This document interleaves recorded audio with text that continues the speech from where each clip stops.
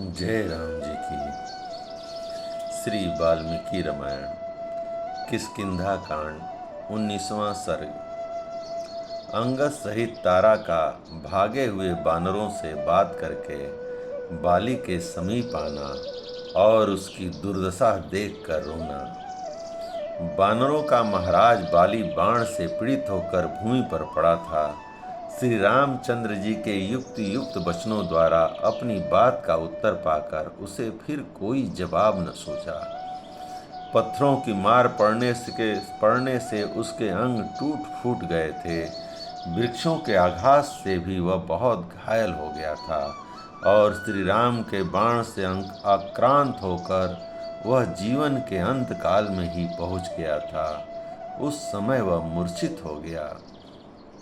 उसकी पत्नी तारा ने सुना कि युद्ध स्थल में बानर श्रेष्ठ बाली श्री राम के चलाए हुए बाण से मारे गए।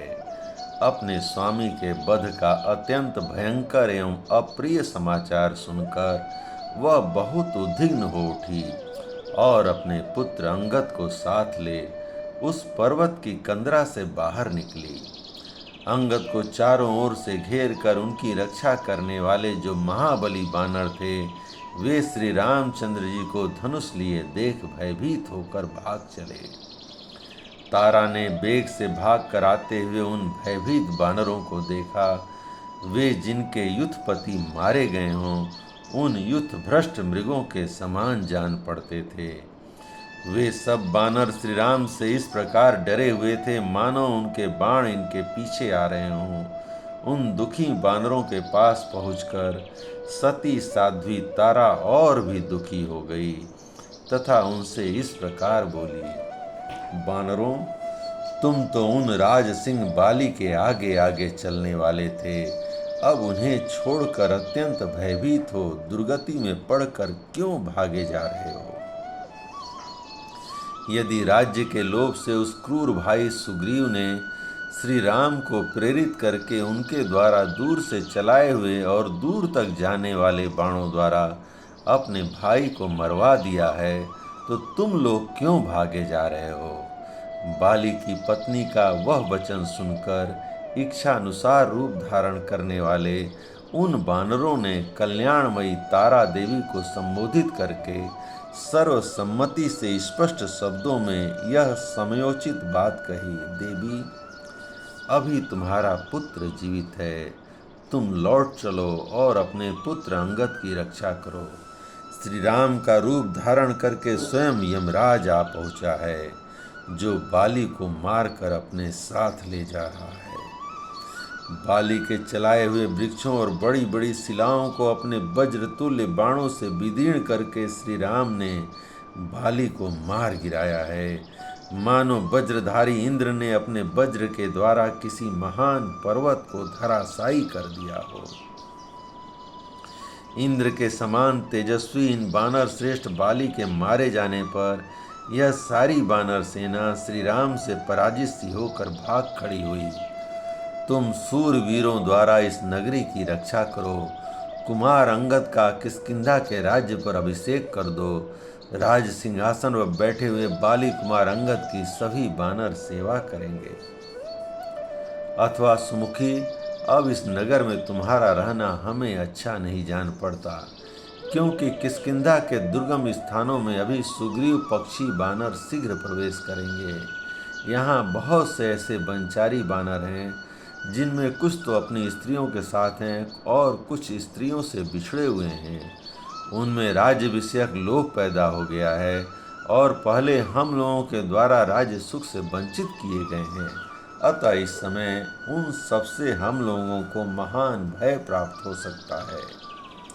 अभी थोड़ी ही दूर तक आए हुए उन बानरों की यह बात सुनकर मनोहर हास वाली कल्याणी तारा ने उन्हें अपने अनुरूप उत्तर दिया, बानरों, जब मेरे महाभाग पतिदेव कपिसिंह बाली ही नष्ट हो रहे हैं तब मुझे पुत्र से, राज्य से तथा अपने इस जीवन से क्या प्रयोजन है?